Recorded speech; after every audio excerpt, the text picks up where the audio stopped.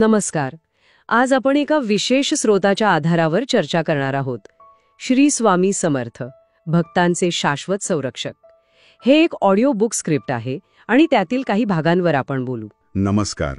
हो, अक्कलकोटचे श्री स्वामी समर्थ, त्यांचं आगमन, व्यक्तिमत्व आणि प्रभाव यावर आपण या स्रोतातून माहिती घेऊ. अगदी. चला तर मग सुरुवात करूया त्यांच्या अक्कलकोटमधील आगमनापासून. साधारण 1856 सालची ही गोष्ट आहे. हो, अक्कलकोटच्या खंडोबा मंदिराजवळ अचानकपणे एका दिगंबर व्यक्तीचं आगमन झालं. त्यांच्याकडे काही सामान वगैरे नव्हतं, पण चालणं एकदम आत्मविश्वासपूर्ण होतं असं म्हणतात. बरोबर. आणि त्यांनी गावाबाहेर एका वडाच्या झाडाखाली आपलं स्थान निवडलं. तेच श्री स्वामी समर्थ.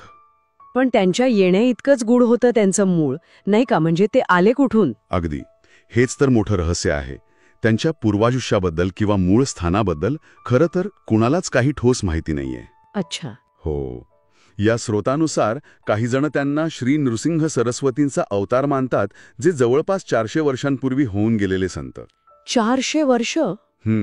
आणि काही जणांच्या मते ते शेकडो वर्ष भारतभर फिरत होते. अगदी हिमालय, काशी, पुरी, गिरनार, रामेश्वरम. म्हणजे खूप ठिकाणी प्रवास केला होता त्यांनी. हो, अगदी तिबेट आणि नेपाळचाही उल्लेख या स्रोतात आहे. पण गंमत म्हणजे त्यांनी स्वतःहून कधीच हो नाही म्हटलं. म्हणजे? कुणी विचारलं की. पण ते फक्त हसायचे आणि कधी आकाशाकडे बोट दाखवायचे किंवा म्हणायचे, आम्ही ते वडाच्या झाडापासून आलो किंवा फक्त तिथून आलो. काय गूढ आहे हे. म्हणूनच तर त्यांच्या भोवतीचं वलय अधिक गडद झालं. लोकांना त्यांच्यात काहीतरी वेगळं, दिव्य जाणवायला लागलं. आणि मग अक्कलकोटमध्ये ते जवळपास 22 वर्ष राहिले. तिथलं त्यांचं वास्तव्य कसं होतं तेही विलक्षणच असेल. हो ना. कधी एकदम लहान मुलासारखे खेळकर, तर कधी खूप गंभीर होऊन तत्वज्ञान सांगायचे. बरं. कधी अगदी प्रेमानं जवळ घ्यायचे, तर कधी कडक शब्दात कानोघाडणी पण करायचे. आणि भाषा ऐकले की ते अनेक भाषा बोलायचे. हो, अगदी. मराठी, कानडी, हिंदी, संस्कृत एवढंच नाही, कधी कधी फारसी किंवा इंग्रजी शब्दसुद्धा सहज वापरायचे. यातून त्यांचं ज्ञान आणि अनुभव किती अफाट असेल याची कल्पना येते. खरंय. म्हणजे प्रत्येक कृतीमागे, अगदी रागावण्यामागेही काहीतरी कारण असणार, भक्तांच्या भल्यासाठीच. बरोबर. तसंच मानलं जातं. त्यांनी थेट उपदेश वगैरे केला नाही फारसा, पण त्यांच्या वागण्या बोलण्यातूनच लोकांना मार्गदर्शन मिळायचं. आणि चमत्कारांबद्दल तर खूप ऐकलंय. या स्रोतात काय उल्लेख आहे? हो, चमत्कारांच्या कथा तर अगणित आहेत. या स्रोतात एक शेतकऱ्याच्या मृत बैलांना जिवंत केल्याची कथा आहे. अच्छा. आणि एका असाध्य रोगाने त्रस्त असलेल्या मुलाला फक्त विभूती लावून बरं केल्याचाही उल्लेख आहे.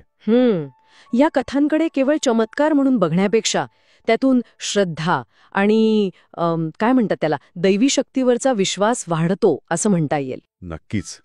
या कथांमधून स्वामींची शक्ती तर दिसतेच, पण त्याहून जास्त भक्ताची श्रद्धा आणि समर्पण किती महत्वाचं आहे हे पण कळतं. आणि त्यांची शिकवण ती कशी होती? शिकवणही अगदी साधी आणि थेट होती. ज्ञानाबद्दल एका विद्वानाने विचारलं तर म्हणाले, तुला काहीच माहीत नाही हे जाणणे हेच खरं ज्ञान. वा, किती साधं पण खोल वाक्य आहे की नाही? आणि एका दुःखी माणसाला काय सल्ला दिला? जे पेरशील तेच उगवेल, भोग तुझ्या कर्माचे आहेत, धीर धर, कर्तव्य करत राहा, देव कृपा करेल. म्हणजे केवळ अध्यात्म नाही, तर अगदी व्यावहारिक शहाणपण पण होतं त्यांच्या बोलण्यात. कर्माचं महत्त्व सांगितलंय. अगदी. विनम्रता, सेवा आणि आपलं कर्म करत राहणं यावरच त्यांचा भर होता. त्यांनी ग्रंथ नाही लिहिले, पण त्यांचं जगणंच एक ग्रंथ होता. पण मग 1878 साल आलं, चैत्र महिना, त्यांनी देह ठेवण्याचा निर्णय जाहीर केला. हो, त्यांनी महासमाधी घेतली, म्हणजे स्वेच्छेने देहत्याग केला. पण जाताना ते एक खूप महत्वाचं वाक्य बोलून गेले, असं या स्रोतात म्हटलंय. आम्ही गेलो नाही, जिवंत आहोत. याचा काय अर्थ घ्यायचा? आणि हेच वाक्य आजही लाखो भक्तांसाठी जगण्याचा आधार आहे. खरंय. भिऊ नकोस, मी तुझ्या पाठीशी आहे. किंवा तुम्ही कुठेही असा, शुद्ध अंतःकरणाने बोलवा, मी तिथे हजर असेन. ही त्यांची वचनं आजही अनेकांना अनुभवता येतात असं भक्त मानतात. म्हणजे त्यांचं अस्तित्व आजही जाणवतं अक्कलकोटमध्ये आणि इतरत्रही. हो, भट्टपतरी तेच मानतात.